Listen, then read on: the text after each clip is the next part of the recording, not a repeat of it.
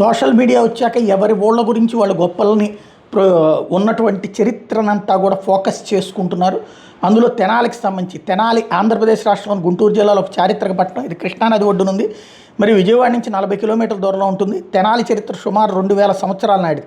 మరి కృష్ణానది ఒడ్డున అన్నారు. కృష్ణానది కాలవల ఒడ్డున, అంతేగాని కృష్ణానది ఒడ్డున కాదు.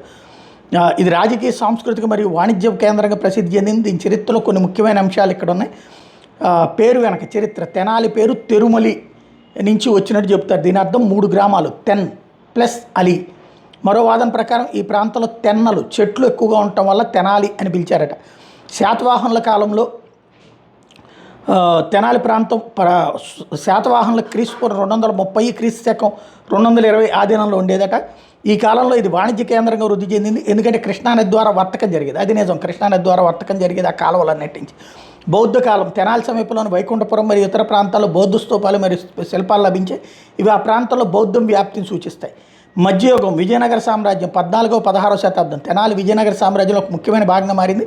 ఈ కాలంలో తెనాలి రామలింగేశ్వర స్వామి, తెనాలి రామకృష్ణ వంటి ప్రసిద్ధ వ్యక్తులు జన్మించారు. తెనాలి రామకృష్ణ 16వ శతాబ్దంలో విజయనగర రాజు శ్రీకృష్ణదేవరాయల ఆస్థానంలో కవిగా, హాస్యకారుడిగా ప్రసిద్ధి చెందిన తెనాలి రామకృష్ణ ఈ పట్టణంలోనే జన్మించాడు. అతని తెలివి మరియు హాస్యం కథలు ఇప్పటికీ ప్రజల్లో ప్రసిద్ధి. చోళ మరియు కాకతీయ ఆధిపత్యం, తెనాలి చోళులు 9వ 13వ శతాబ్దం మరియు కాకతీయులు 12వ 14వ శతాబ్ద ఆధీనంలో కూడా ఉంది. ఈ కాలంలో అనేక దేవాలయాలు నిర్మించబడ్డాయి. కుతుబ్షాహీలు మరియు బ్రిటిష్ కాలం, కుతుబ్షాహీల ఆధీనం 16వ 17వ శతాబ్దం. విజయనగర సామ్రాజ్యం క్షీణించిన తర్వాత తెనాలి కుతుబ్షాహీ సుల్తాన్ల ఆధీనంలోకి వెళ్ళింది. ఈ కాలంలో ఇస్లామిక్ సంస్కృతి కొంత ప్రభావం చూపెట్టింది. బ్రిటిష్ కాలం 18వ 20వ శతాబ్దం. 18వ శతాబ్దంలో బ్రిటిష్ ఈస్ట్ ఇండియా కంపెనీ ఆధీనంలోకి వచ్చింది. 1904లో తెనాలి ఒక మున్సిపాలిటీగా ఏర్పడింది. ఈ కాలంలో రైల్వే జంక్షన్గా తెనాలి అభివృద్ధి చెందింది. ఇది వ్యాపార కేంద్రంగా మారడానికి దోహదపడింది. స్వతంత్రం తర్వాత వ్యవసాయం మరియు వాణిజ్యం. స్వతంత్రం తర్వాత తెనాలి వ్యవసాయ కేంద్రంగా వృద్ధి చెందింది. వరి, పత్తి మరియు మిరప ఉత్పత్తిలో తెనాలి ప్రసిద్ధి చెందింది. తెనాలి మార్కెట్ ఆంధ్రప్రదేశ్లో అతిపెద్ద వ్యవసాయ మార్కెట్లో ఒకటి. విద్య మరియు సంస్కృతి పరంగా చూస్తే తెనాలి విద్యా కేంద్రం కూడా అభివృద్ధి చెందింది. ఇక్కడ అనేక పాఠశాలలు మరియు కళాశాలలు స్థాపించబడ్డాయి. తెనాలి రామకృష్ణ వంటి వ్యక్తుల కారణంగా ఈ పట్టణం సాహిత్యం మరియు హాస్యంతో ముడిపడి ఉంది. అయితే బెల్లం జిలేబీ, తెనాలి బెల్లం జిలేబీలు స్థానికంగా చాలా ప్రసిద్ధి. 1965లో చేమకుర్తి సుబ్బయ్య ఈ జిలేబీలను వాణిజ్యపరంగా తయారు చేయడం ప్రారంభించాడు. జిలేబీ కొట్ట బజార్గా పిలువబడుతుంది. ఇక్కడ బెల్లం పాకంతో తయారైనటువంటి కరకరలాడే జిలేబీలు అందుబాటులో ఉంటాయి.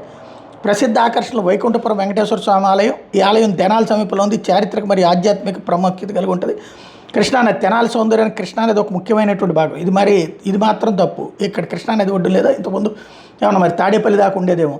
తెనాలి రామకృష్ణుడి జ్ఞాపకాలు, తెనాలి రామకృష్ణుడు స్మారకాలు మరియు కథలు ఈ పట్టణంలో ఇప్పటికీ సజీవంగా ఉన్నాయి. ఆధునిక తెనాలి ఈరోజు ప్రముఖ రైల్వే జంక్షన్గా, వ్యవసాయ మార్కెట్గా మరియు సాంస్కృతిక కేంద్రం ఉంది. ఇది ఆంధ్ర ప్యారిస్ కూడా వెలబడుతుంది. ఎందుకంటే ఇక్కడ సాహిత్యం మరియు కళలు చాలా ప్రసిద్ధి. అది కాదు, ఇందిరాగాంధీ అప్పుడు ఆకాశం నుండి చూసినప్పుడు 3 కాలువల మధ్యలో ఉన్నటువంటి నగరంగా కనబడి ఆంధ్ర ప్యారిస్ లాగే ఉంది అందట. అందుకని ఆంధ్ర ప్యారిస్ అన్నటువంటి పేరు వచ్చింది. జనాభా 2025 నాటి అంచనా సుమారు 5 లక్షల మంది. ఇక్కడ ప్రజలు ప్రధానంగా వ్యవసాయం, వ్యాపారం మరియు చిన్న పరిశ్రమల మీద ఆధారపడతారు. తెనాలి చారిత్ర, సాంస్కృతిక సంపద, వాణిజ్య ప్రాముఖ్యత మరియు సాహిత్య వారసత్వంతో నిండింది. ఇది ఆంధ్రప్రదేశ్లో ప్రత్యేక స్థానాన్ని కలిగి ఉంది.